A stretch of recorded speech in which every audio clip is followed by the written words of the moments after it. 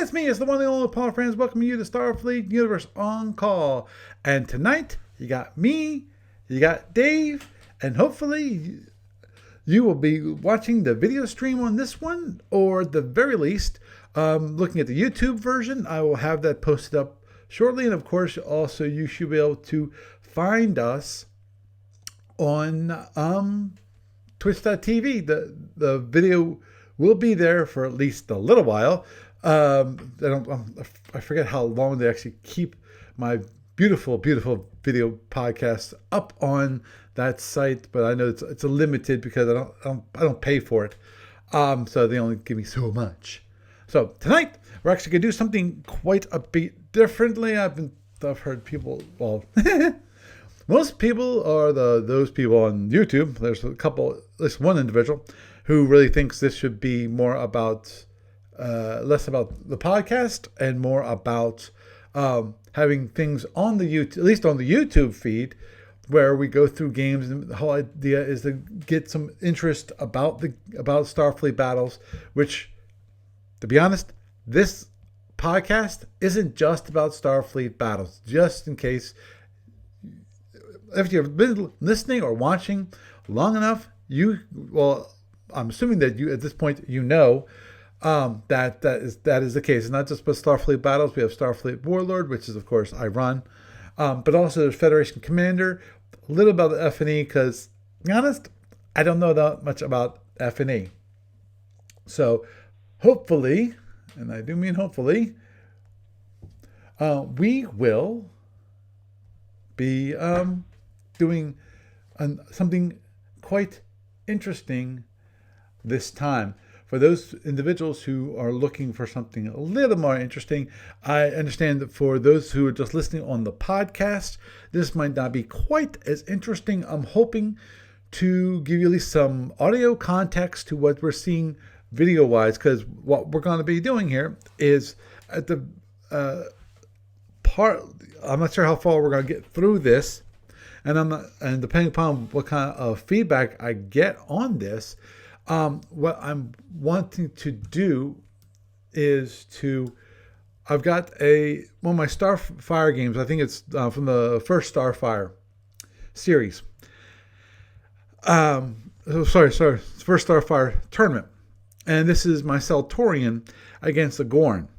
And I just wanted to go through it a little bit, show what happened, maybe go through some of my thinking, or at the very least, maybe not as much as my thinking, because it's been 6 months or more, probably I think more. At the very least, we can go through. I want to go through the game and show what happened. I've got this set up so that it is going like 4 speed. Obviously, even at 4 times the speed, it's going to be kind of slow. At least in some respects, but hopefully you'll find this interesting. I'm pretty sure I'll find it interesting, but we'll just have to wait and see. Obviously, you guys on YouTube who like to comment, I would definitely appreciate any input that you would give me on this podcast. Okay. So, onward and forward, my dear friends. Okay, so I've got a VLC up. I've shrunk it a little bit so things aren't as crisp as they would normally be, but I want to be able to see the talk shoe chat room, because David likes being there, and that's where we get the most interest. I'm still, believe it or not, right over this direction. That's where I've got the Twitch TV stream showing, so I can actually keep an eye on it, so that everybody, so if someone's in the Twitch chat room, I will be able to easily communicate with them there, probably talk back to them and so forth, maybe answer any questions that people have on the podcast. And obviously, depending upon how things go this week, I might do another one of these things, maybe continue on where I left off in this game, because I can tell you now, We're not gonna get through this full game here.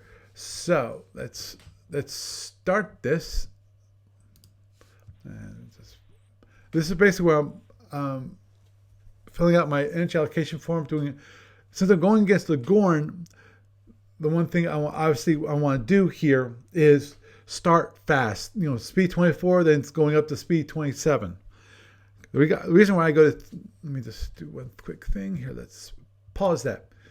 The one reason I go up to speed 27 is because in the Saltorian, it has fast warp. That is, it has more warp than speed 30. In this case, it has 32 warp. With 32 warp, I can actually go up to 28, I think it is the fastest I can go. Yeah, 28. That's assuming that I also do allocate 1 point of movement using impulse power. Do 1 point of movement using impulse power. And the reason, and then it's still at speed 28, I can still do a het, unlike most other movement cost 1 ships. Obviously, the good thing about the Saltorian is the number of phasers. It's got a good number of phasers on it, so that it should be able to hold off any Gorn, any plasma. Now, obviously, one thing I did do right here, which is I allocated 2 wild weasels just in case there's a requirement for me to stop, because this is still a plasma ship. So in that case, I still want to have that backup just in case I get basically cornered. In which case, I will stop and wild weasel any torps that I need to. Obviously, my feeling about it is that stopping is a bad thing to do. You want to keep up your speed, especially against plasma and seeking weapons. That will, in my mind, it minimizes the whole seeking weapon as terrain aspect to the game. At least to those seeking weapons, so that I can still control a certain bit of that. Obviously, the biggest issue with plasmas are their speed 32. In tournament play, most drones are speed 20s, so you still have to go a little faster, but you can outrun them. Versus some of the 32 speed drones, which the Zinni and the Klingon get, that will definitely keep you have to keep those in mind, but they're limited quantity, so it's not nearly as an issue. So do a little. I'm right here. Yeah, I want to allocate a bit of power, and if you notice here, right here. Okay, I've got 3 points on my shield number 1 to protect my shield number 1, because of in this ship, shield number 1 is very important to keep. So even if the idea is that I don't want to show my shield number 1, but I might be forced to by situations, but I'll have some protection. And if you notice also, I only got 1.5 per particle cannon. What that means is that since I'm only doing 1.5, that means I have overloaded particle cannons available to me, but it's the minimum. If I want to go for, there's two in my mind. There's 2 kinds of Saltorian. At least for me, there is the fast Saltorian and there's the slow Saltorian. The slow Saltorian will go slower. Will put more power into weapons. So this would be like 2.5 instead of 1.5. But I want the speed because I want to keep ahead of the torpedoes. I want to control the range as much as possible and also run them out as much as possible and avoid using my phasers as much as possible, because I'm going to be running a lot from the plasma, because when you have a plasma ship and you hit right into it, that's exactly what he wants you to do. Um, so that's why I want to do that. 25 movement on this. Okay, now I'm all ready. I'm just taking a quick look-see at. I'm at the top of the map. The Gorn is at the bottom. Grim finished up, and and obviously I'm controlling it. This is obviously we have what's called do zip. So we just go boom, boom, boom, boom until later on in the first turn. What we would do then is slow down if possible. Obviously, there's something happened on Impulse 5 that he wants to think. I'm not exact. I don't remember what he did here. Okay. But I think we continued zip. Yeah, zip after this. Try to keep an eye on the ship as much as possible. Have the board so that we can both. I can see both ships on the board. Now, obviously, as you notice here, the scrolls. So there's some before, some after. Change the speed to 16. We're going to be closing in quite quickly. And when it comes to, again, seeking weapons, one of the things, obviously, that you want to do with seeking weapons is that you want to control the center of the board. You do not want to give up the center of the board to your opponent. And that is exactly why I need to come directly in to him. Now, this is not Gorn. I'm sorry. This is ISC. I thought this was Gorn. And that's another reason to actually, I guess I got confused when I saw Grim. I thought it was Gorn. It's not. That's another reason to reinforce the shield number 1, so that if he uses his PBD, because of this is okay. There's the range 15, the magical range. I'm surprised actually that he did not fire his PBD at this range, because of it's one of those ranges which the IC likes to start firing so as you get closer. And then the idea is with a plasma is that you would at range 10, that's when you would actually launch your plasma, because of that. That's optimum, because if you're coming directly in, it's going directly at you. That's range 5. That means it's maximum, not maximum range, but the maximum range for the most damage that it can do. Okay, 14. I forget what he does here. So we just wait for a moment.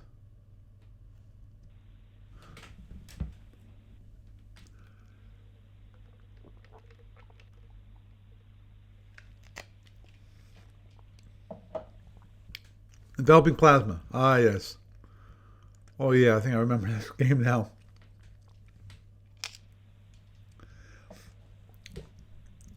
That being that, I think I run right into this plasma. Knock it down a bit. But I have it hit me, because I went, it's not going to hit me. It's not going to hurt that much. But it peppered my shields.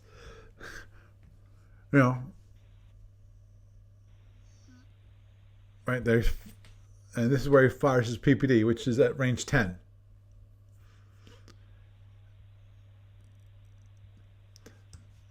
Obviously, if you notice, it actually he did 2 D1s. In theory, with the client, you can do a D2, 2 D6s in one roll. And just to let you know, there's no difference between rolling 2 D6s separately, and rolling two 2d6s together. There's no difference in the code, just to let you know. Okay.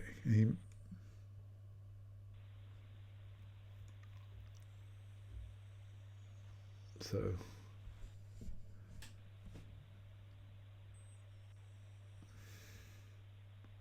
right. 1, 4, and 3, and of course he does 1 point of damage to my shield number 1. So it's already got sandblasted a bit. Oh, yeah, that's true. It's like, oh, yeah, okay, let's take that all back. Because that's another nice little feature, which is undoing damage. You can do it up to, you know, it usually, the first thing it does is it says, okay, what's the last volley, and lets you do that. Excuse me. So he's going to beat on my shield number 6. I forget if I turn in or not. I would think I would.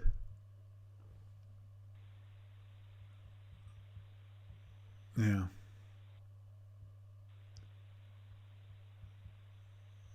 Beat up on my poor shield number 6. What did it ever do to you? You know? So, okay.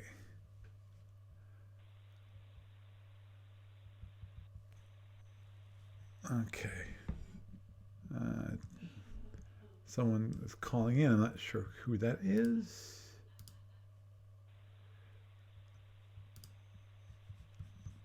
And just for those who are watching, well, not watching, listening, I'm doing a videocast stream also on Twitch. Just to let you know. Okay. Okay, I did turn in at this point. Oh, hey Ken, how you doing? So, actually, Ken, is that you calling in, or is that something or somebody else?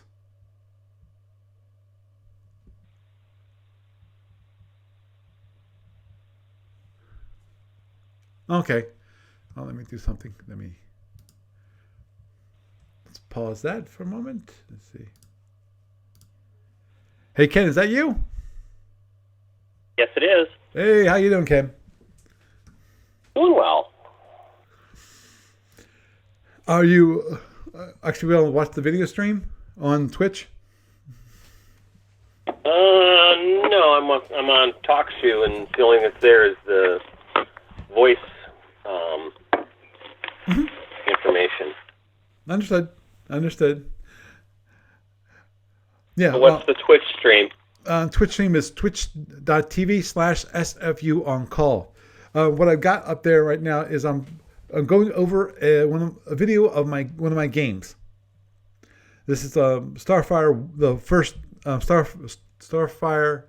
Sapphire Star Tournament, where I played the Saturn against the ISC.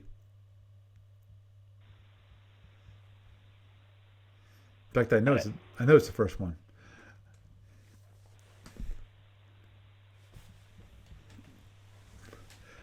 Yeah, if you want to, you can watch me on Twitch, listen to me on the phone, and chat with me on TalkShoe. You want to talk about a crazy kind of situation there.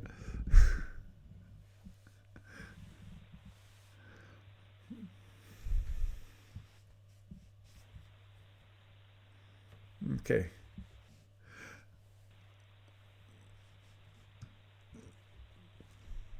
Okay.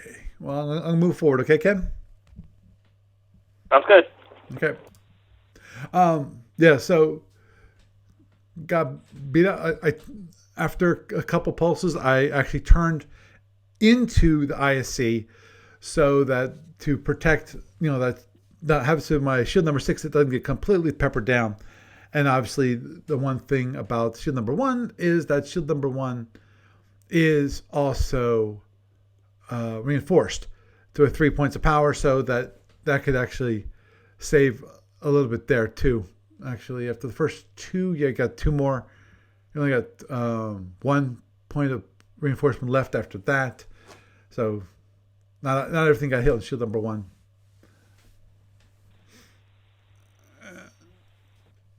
And we still have the enveloping plasma torpedo closing in on me, and at this point, I'm pretty sure I let it hit me, because one thing, this in my mind at this point, this would be since I'm still going fast.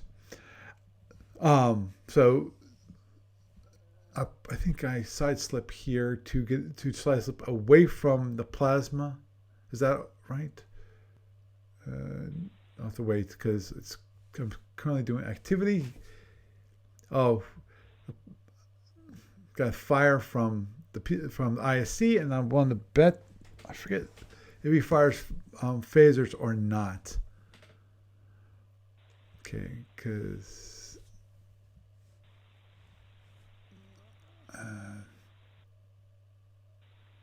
did I get the? I don't.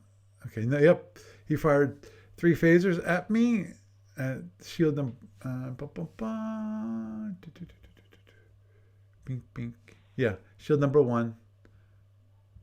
Plus the PPD, so actually no. Yeah, I forgot that was shield number 1. I had to go back and fix it because I screwed up.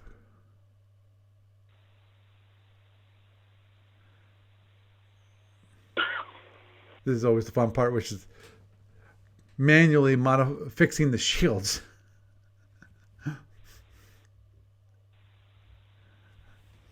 So, okay, we're already on to Impulse 19. We're going to Impulse 20 at this point.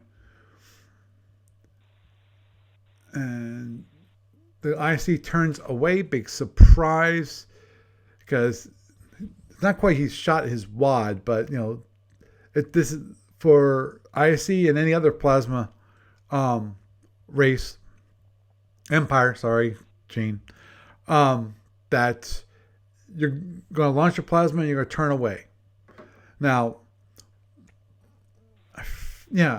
the G's actually could be pseudo, but of course this is a developer, which means that it's definitely not pseudo. And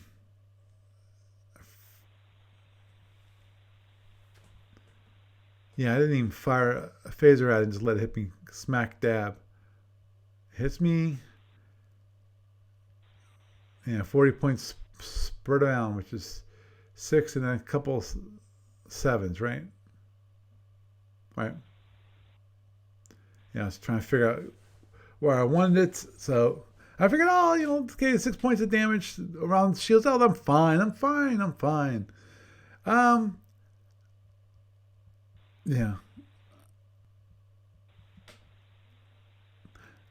At this point, I'm not sure if, even reflecting back on this game, I'm not sure if that was a good move or not.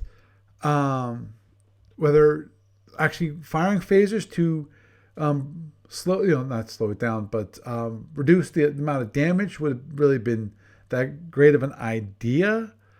Because of I could let me see, 8 times 4 is 32, so I could have knocked it down by 16. 16 divided by 6 is 2.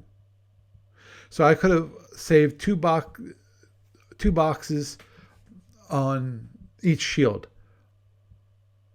So the question is, would that have been worth it? I'm not sure at this point. And definitely launching a Wild Weasel at this point in the game where I'm near the middle of the game board is silly. Yes, I've got the positionally I'm where I want to be, but at the same time, if I Wild Weasel this guy off, I'm giving up a lot of I was saying momentum, but it's not really what I'm thinking of. Initiative. That's what I'm giving up. I'm giving up initiative to the ISC player, to Grim, and I don't think that's such a good idea, especially this early in the game. This early in the game, it's kind of crazy. So overall, thinking back on it, I don't think that was a bad move. Maybe I should have fired the phasers at it, but at the same time, firing all those phasers at it, I'm not sure I could have gotten. No, I couldn't have gotten 8. I could have gotten 6. But that's 6 points of power that I have to recharge and use, early on. Okay, he fires another 3 phaser ones at me. And of course, that really hurts my shield number 1. So my shield number 1 is down to 2 boxes. So he's, beating the crap out of my shield number 1. Big surprise.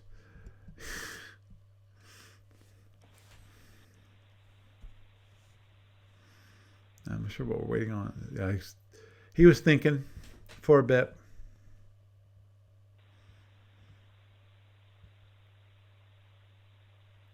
Okay. Yeah, and I think this is where this is where, okay. That's weird.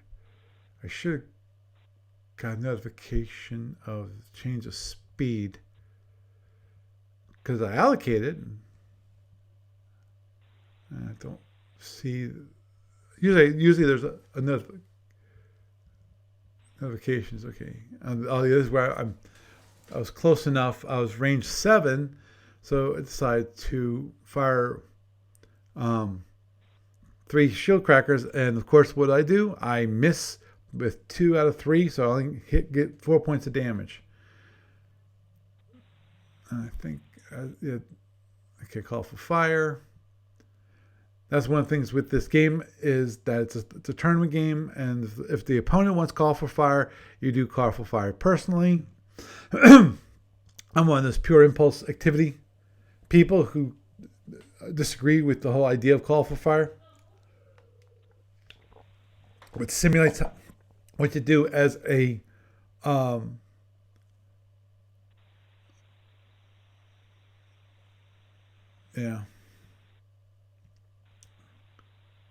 missed with quite a few of the okay, let's do this for a moment.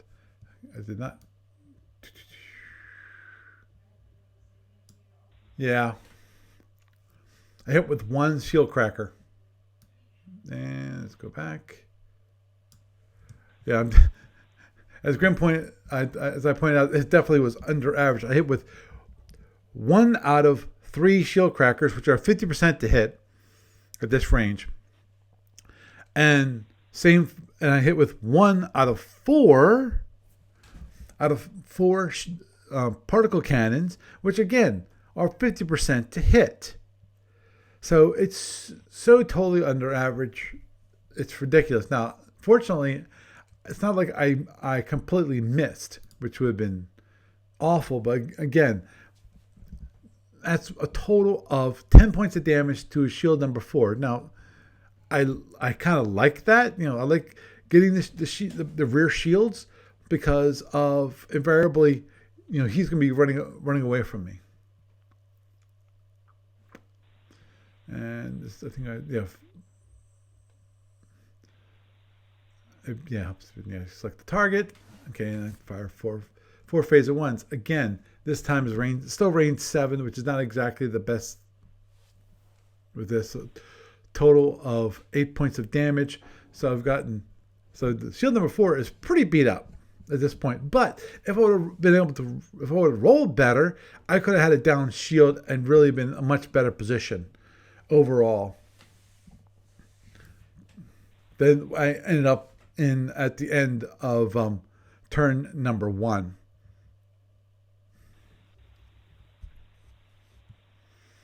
Okay. Oh, I don't know what happened here.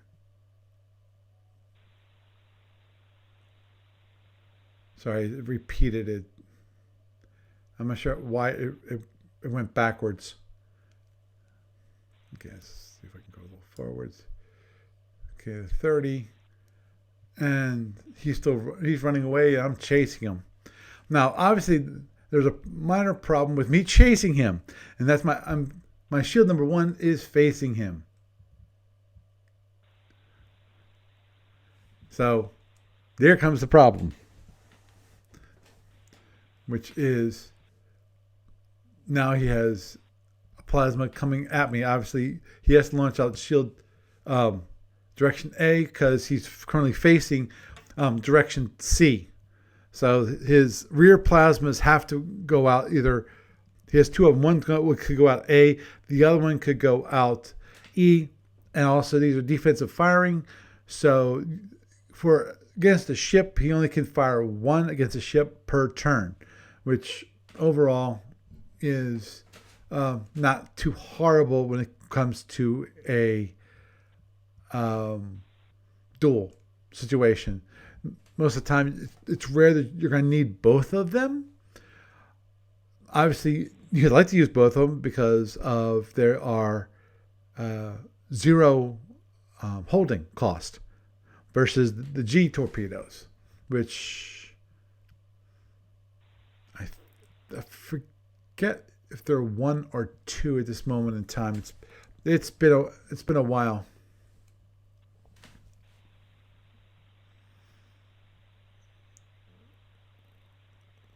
Okay. Yeah, much better. And again, 11 points of damage. Range 7 here. And so it knocked it down, and he uses batteries to have it so it got no internals, which, like, dang on it, man. I wanted some internals. I needed some internals. And we didn't. Whoops. Yeah, I jumped the gun there. That I was asking for EA before my opponent had even completed his movement for Impulse 32, which is not a good thing.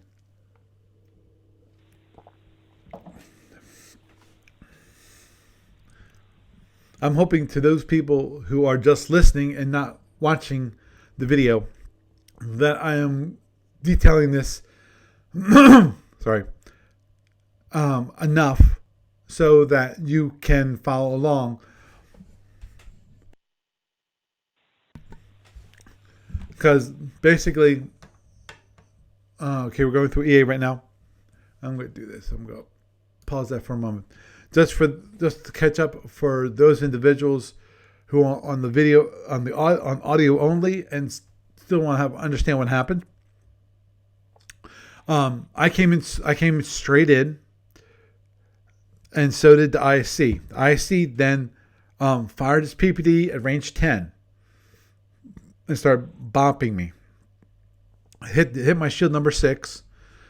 I then turned in after 2 pulses so that I could protect my shield number 6. So he hits my shield number 1. At that point, he launched an enveloping plasma torpedo. He kept coming closer. He then fired phaser 1, hit my shield number 1. So my shield number 1 is got pretty weak. And then he continued. I finally turned towards him. I'm going from top to bottom. So if you're looking at the board, it's to the right, but it's a left-hand turn for the ship. And for that, then his plasma torpedo does hit me. And then after the plasma torpedo hits me, he then fires his other 3 phaser 1s at me to reduce my shield number 1 down to 2 boxes. In the meanwhile, after he does that, then I continue to follow him, recognizing that I'm not going to be closing in close enough to him. At range 7, I unload over a number of impulses, starting at, I think it was impulse 24, where I first fired the shield cracker and the particle cannons, which don't do that much. Do all of, it was 6 and 4, so it's 10 points of damage. And then I fired phasers, got another 8 points of damage.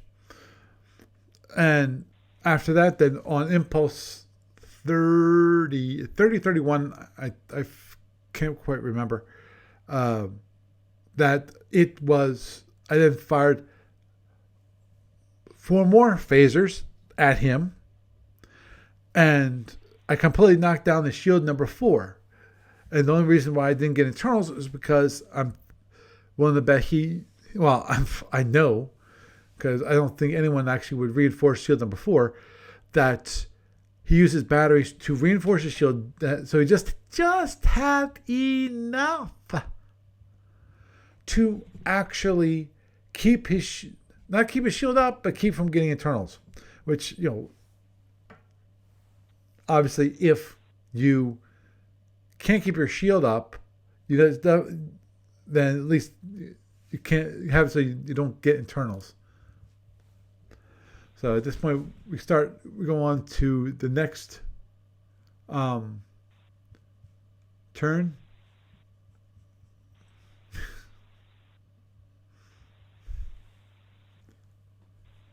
Yeah, I don't have any sound for this, which is a good thing.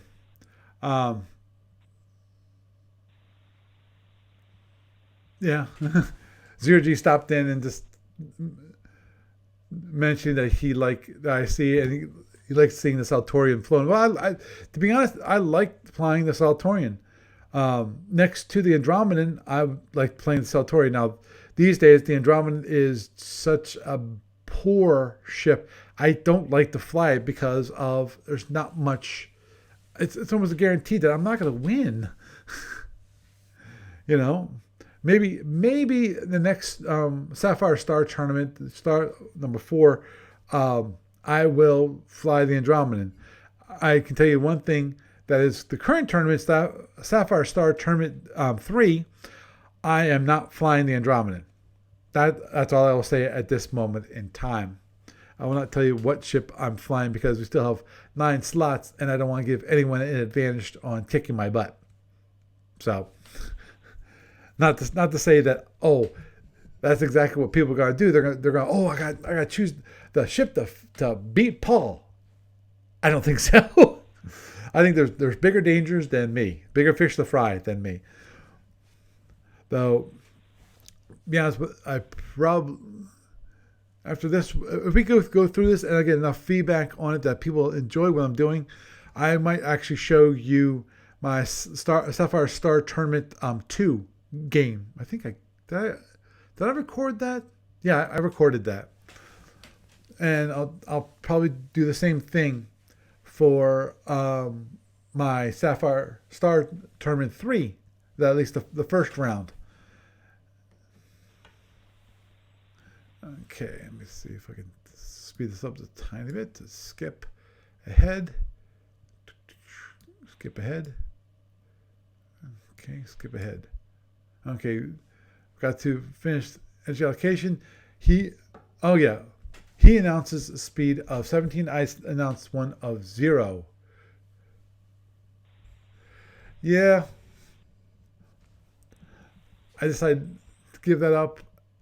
I think the reason why I did what I did was because of that incoming plasma, and I really didn't have a chance of running away. And given that I had 6 points of damage, 6 to 7 points of damage at the minimum for each shield, I felt like it was best to cut my losses and kill the torpedo now. Give up the initiative at this point and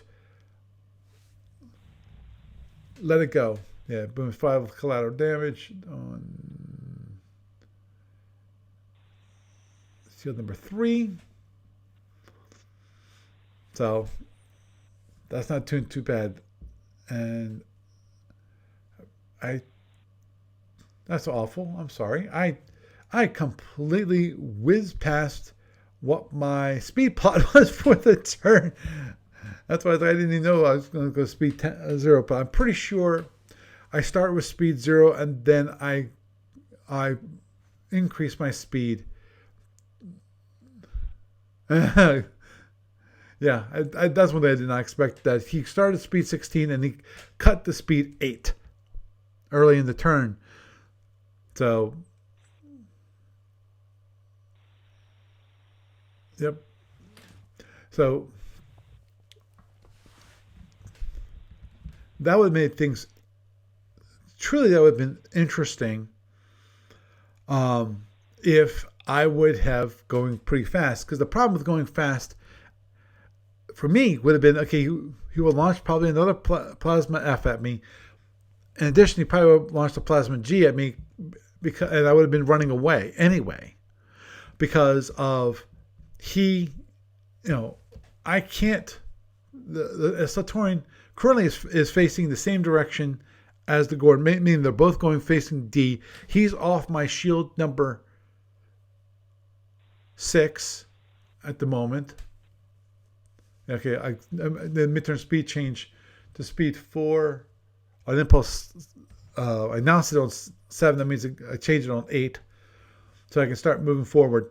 But so he's off my shield number 6. If I would have gone quite speedy, I probably had come here and then turned. So it would have hit me with one plasma, probably launched another plasma. I probably would have gotten away, but then I couldn't have done any charging of my weapons, hardly at all. To be honest, I don't remember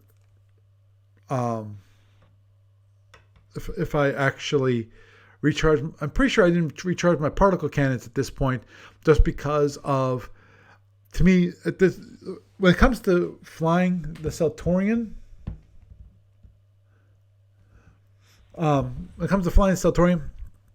the one thing that you want to keep in mind is, obviously, like most ships, what's the first, especially for single turn arming ships, the first weapons you want to recharge are your phasers, at least in SFB, because of their capacitor. After you charge them, you don't have to charge them again. You don't have to put any energy towards them.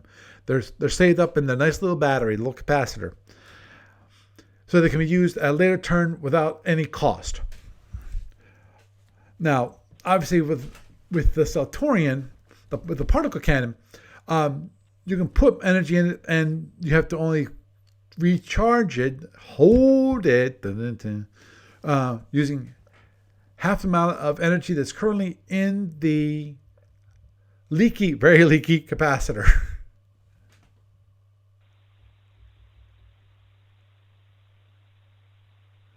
Okay, sorry, I got distracted by some of the comments by Russ, because Russ showed up this evening. Hi, Russ, how you doing?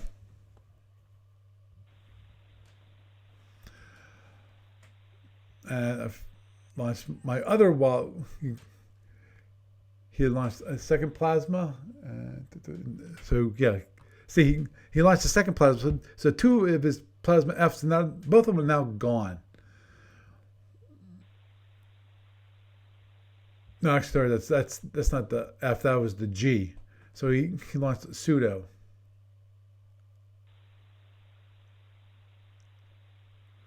Yeah. As I mentioned too about the wild weasel, he's saying, "Oh, how can you pick it up?" Well, I first need to void it, and then I need to tractor it, and at that point, I probably announce special engine procedure (SLP), and do that, and then of course it's going to take me 2 turns after I bring it in, because I think it's one crew action to convert it, to get it ready. At that point, then I can start charging it up again as a wild weasel. So, but I kept it active. I think I might have just later on. I actually abandoned the wild weasel I had in place.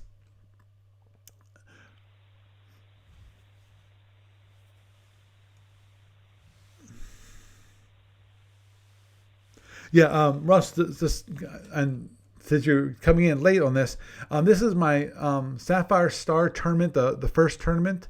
This is the first game. This is a round 1 game to that tournament. This is the IC versus Celtorian. At this point, we are in the middle of turn number 2. He's already launched his pseudo G on the C launcher. He's launched 1 enveloper from his B launcher, and has also launched an F from, I think it's E launcher. It's the one on the left hand side of his ship.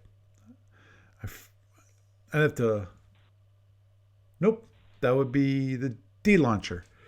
I'm just noticing over here that here's E, which is on the right hand side. So, yeah, Grim was just mentioning, okay, when did Wild Weasel become in that? Oh crap! Bum, bum, bum, bum. I think there's a glitch in VLC. I gotta check. I gotta look at that. Okay. Okay. Yeah. Yeah. And at this point, I did a midterm speed change to speed 8. And so that avoids the Wild Weasel. And at this, I don't remember, since I didn't actually, I wasn't careful. I don't know what my, I don't know if I'm actually charging another Wild Weasel right now or not on turn 2.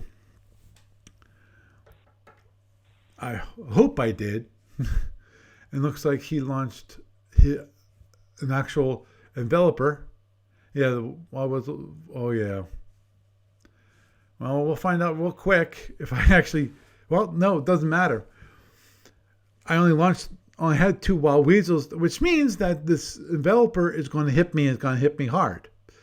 The question is, do I fire phasers at it? Okay. Let me just go a little forward ahead. Okay, a little bit farther ahead. Okay, so he's slowly going. Oh yeah, that's one of the things I had to find out, which was, does the Wild Weasel keep, even though it's voided, does the Wild Weasel keep moving? And that's one thing that was a question that was, yeah, and I said yes, that it does keep moving, even, which means that it will keep going until it hits the wall, in which case it will stop. And since it's, which of course it'll be crippled, because when you hit the barrier, it's 5 points of damage. Okay, and then keep moving. Okay. Oh, I forgot about this.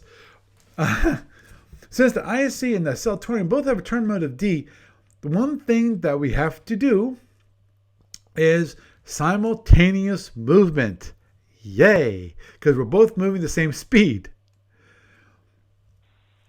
He's moving speed 4. I'm moving speed 4.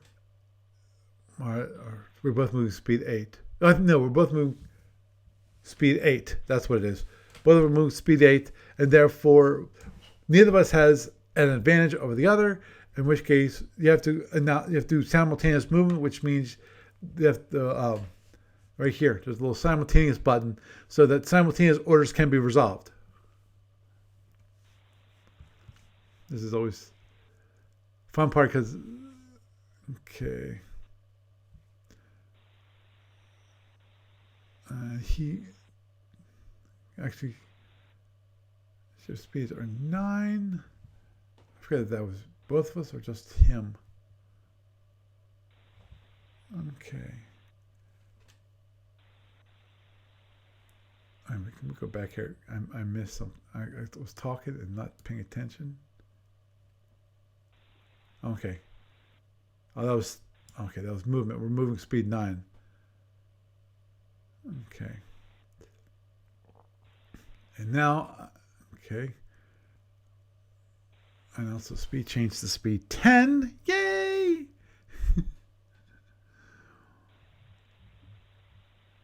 And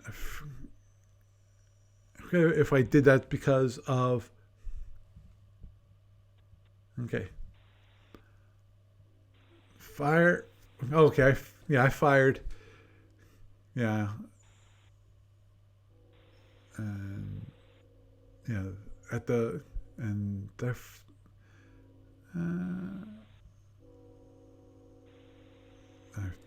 decided, okay, I fired every single, I fired every single phaser I could at him. Now at the plasma, 2 phaser 3s. Okay, total damage. I had to calculate it out. It was 30. Yeah, total 37 points of damage. Against the plasma, which is a 40 strength, so divide that by 2. That would be 16. So it hits me for 24 points of damage.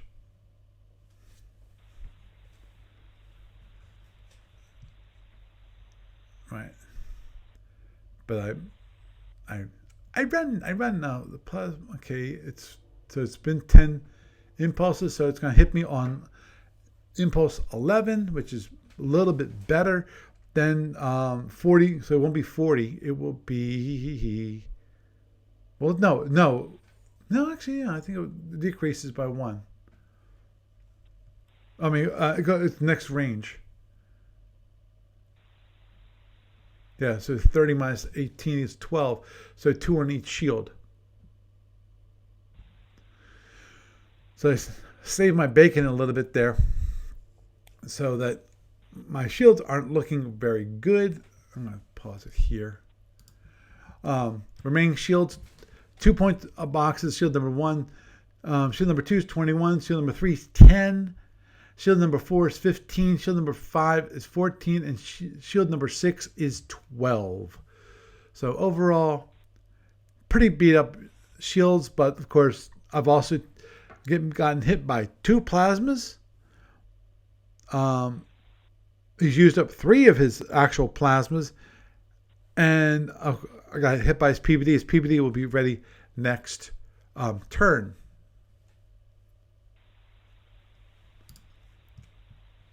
And I think that's pretty much it for the rest of the turn. Just go through this real quick. Right, at this point, I think it's just, right. Okay. And at that point, I will pause this because that's it for this one video. There's actually two videos for this game. So at this point, I'm pretty beat up. Let me look at something, which is,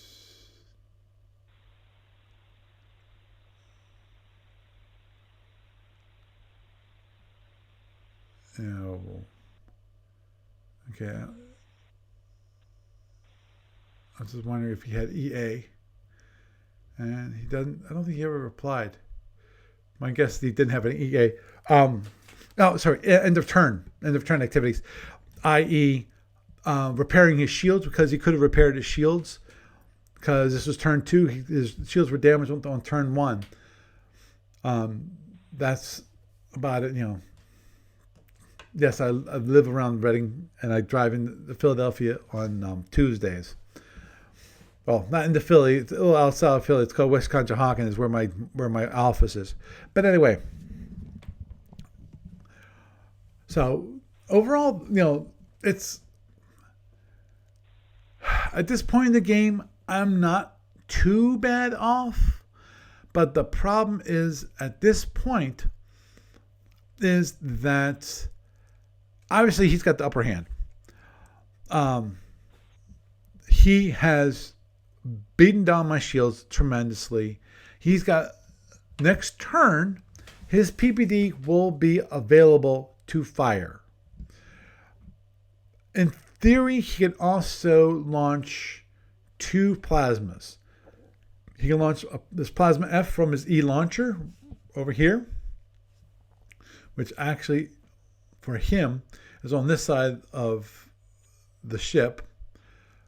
So it's actually it's facing my ship, not really facing it, but it's on the proper side for launching towards my ship.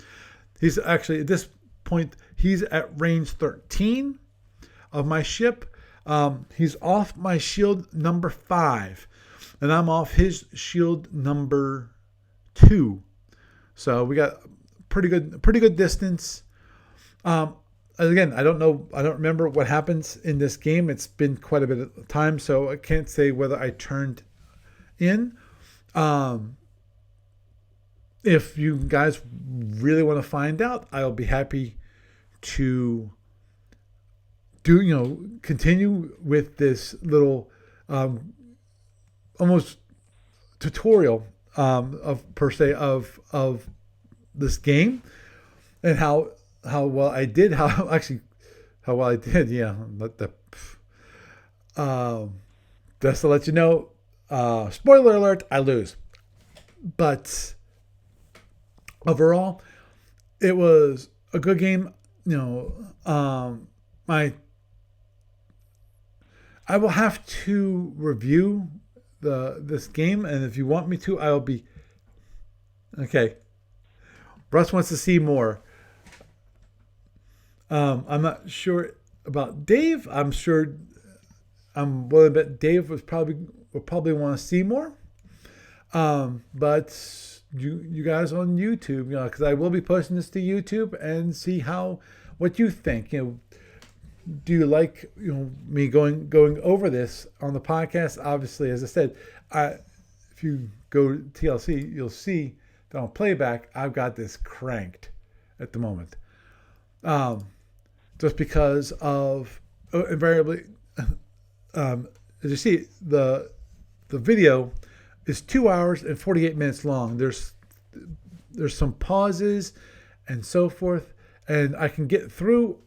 Obviously, I went through a lot of the game, and it took me around little less than an hour to go through almost 3 hours of game. Probably less because I have introduction and so forth. So it was like 40 minutes. So I went through a lot of the game in a short period of time. So yeah, obviously Russ will want me to do this, and looks like Dave probably will be interested in doing it too. I know that Dave is probably over here in the chat room, though he did not announce himself, which is fine. For the Twitch TV. But as you can see over here, he's here. So if the next time Barry's not available, I'll be happy to continue this game and move on to the next portion. Hello.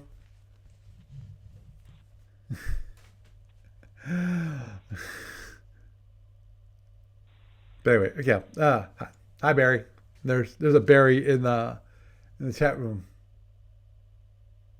Moves like a knight. Interesting.